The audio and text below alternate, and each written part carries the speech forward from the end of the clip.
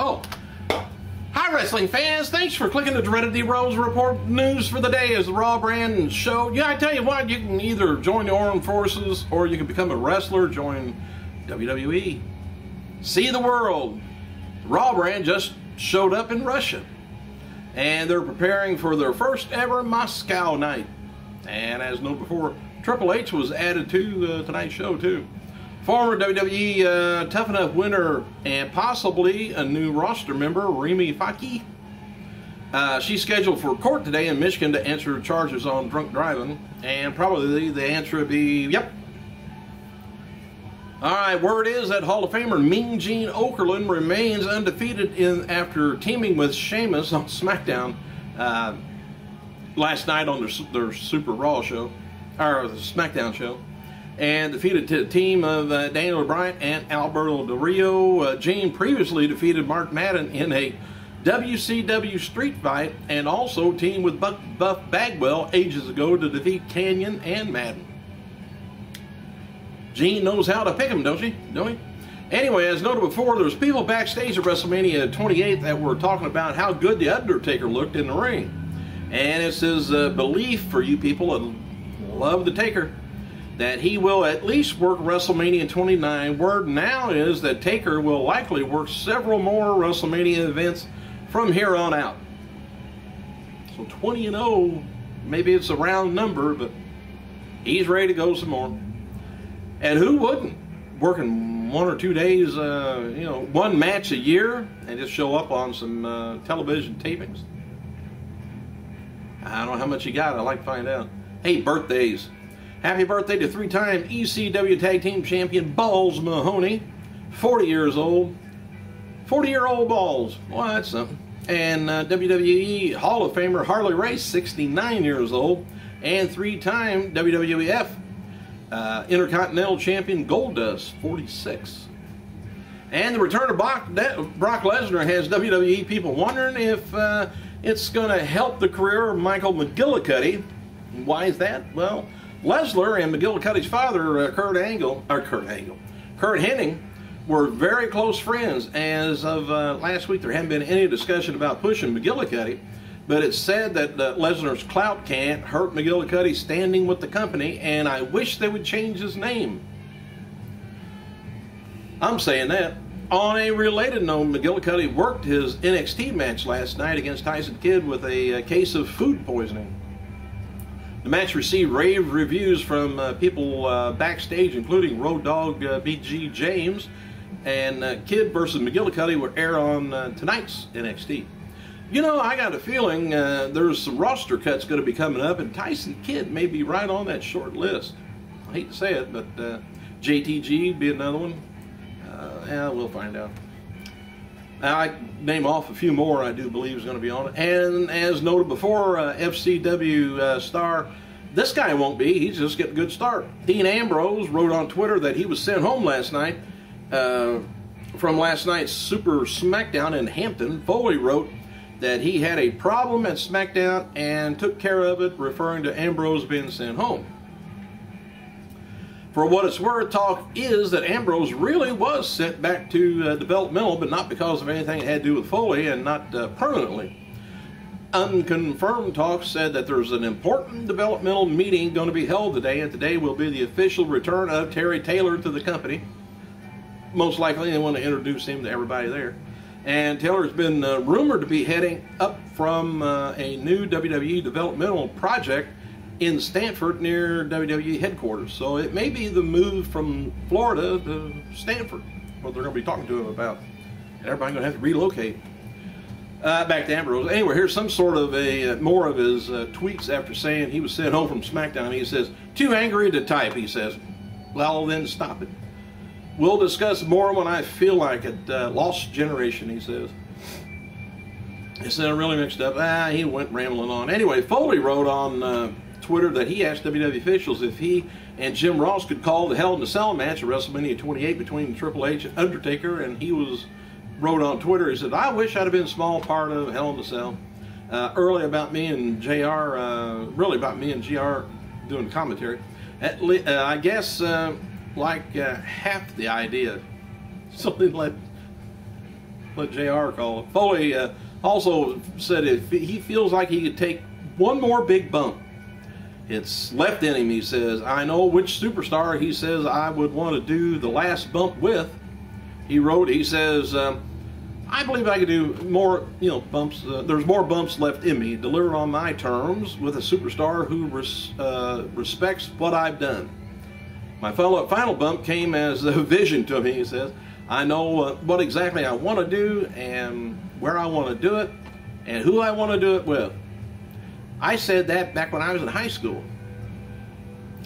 Anyway, Roddy Piper wrote the following on Twitter after last night's Piper's Pit segment with Daniel Bryant and AJ Lee. That Piper says he will see Bryant again. Said, I'm a fighter. I've been hit a lot. Any pro fighter doesn't get away with scares. Difference between me and them. I will see Daniel Bryant again. Piper's Pit last night, a pit of a skill, control, getting the best out of everyone. AJ's nervous, did great. Daniel's yes turned into no in 7 minutes. AJ commented on Piper's Pit, said, lifelong WWE fan, was surreal and honored being Piper's Pit. Unfortunately, I'm so fortunate and grateful. Wish Daniel Bryan would be more receptive, though. And as seen on SmackDown last night's storyline, that John Laurinaitis placed World Heavyweight Champion Sheamus on probation and fined him $500,000 for kicking referee Chad Patton last night. Well, WWE's typing, it is the biggest fine in WWE history, and WWE.com has a new video up with Sheamus discussing the fine, and just pay it. Probably just the mere pittance on what WWE is paying you. All right, let's change the channel. Mickey James and Tara have both stated on Twitter that they won't be on hand for next Sunday's Lockdown pay-per-view, prior day's Lockdown Interaction Fan Fest. They won't be at that either. TNA President Dixie Carter stated Wednesday that she was at a meeting with Spike executives in New York. She says about to speak with Spike. Exciting things to happen, she tweets. Former TNA star Scott Steiner, he's still been announced to appear at Wrestle Reunion 8, which takes place, looks like at the Doubletree Toronto Airport, Toronto, Ontario, Canada. And he's still lashing out at the people at TNA. I'll talk about lashing. Bobby Lashley will face James Thompson on May 6th for the Super Fight League in New Delhi, India. Several readers pointed out that Mean Gene Okerlund is now undefeated in these 3 matches. He teamed with Hogan in 1984 to defeat Fuji and George the Animal Steele, which is an odd combination. MMAHeat.com producer Karen Bryant is in Sweden for the UFC event there this weekend. She interviewed MMA veteran Tito Ortiz earlier, and during the interview, Ortiz hinted at a career with WWE once his UFC contract is up. Could be. Could have a little UFC match at WrestleMania next year. I would like to see that. One match to be, how we say, legit. Let's get mad, beat. And as noted before, WWE writer Ed Klosky was watching the Dean Ambrose and Mick Foley confrontation in Miami during the WrestleMania weekend of the 28th. As it happened, insiders, PWI insider reports that Klosky was heavily involved in the storyline between Foley, which I mentioned last week, and we noted they are building to an eventual main roster debut of Ambrose. Damian Sandow defeated Yoshitatsu in a dark match before last night's live WWE SmackDown in Hampton. Match is taped for in Virginia, by the way, for NXT, where Percy Watson taking on Johnny Curtis, Tyson Kidd taking on Michael McGillicuddy. Jinder Mahal, Ezekiel Jackson was taped to air on this week's Superstars. Chris Jericho is appearing at Adam Carolla's podcast that airs on this Friday at AdamCarolla.com, which is, he's pretty good, kind of a dry comedian. Carolla, not Jericho. And former WWE star Tajiri will launch his new Wrestling New Classic promotion, is what it's called, April 26th at Shinjuku Face, that's what it's called, in Tokyo, Japan. Promotion is going to be debuting on 24th. Jujiri's promotion is using pretty much mostly the same wrestlers from the now defunct Smash promotion, but with new financial partners, fresh money. Old wrestlers, fresh money though. And while the official numbers are not in, early predictions from the cable companies is that WWE WrestleMania 28 did around 1.1 million buys. WWE originally predicted about 1.3 million for the show, but lowered their expectations to 1 million on the day of the show. And TMZ reports that former WWE superstar Maven Huffman, or Maven, has agreed to enter rehab for his prescription drug problem, and WWE is going to be paying for that treatment. I don't know how much money a year they put out for stuff like that, but people should, I don't know. Anyway, Maven's lawyer says, yes, Maven's planning to work with WWE, and recently, he's impressed by their gesture to assist him. All right, Kevin Nash wrote finally on Twitter about Scott Steiner's trouble. Scott Steiner. Scott Steiner's got a problem with his mouth. Scott Hall's got a problem with drinking.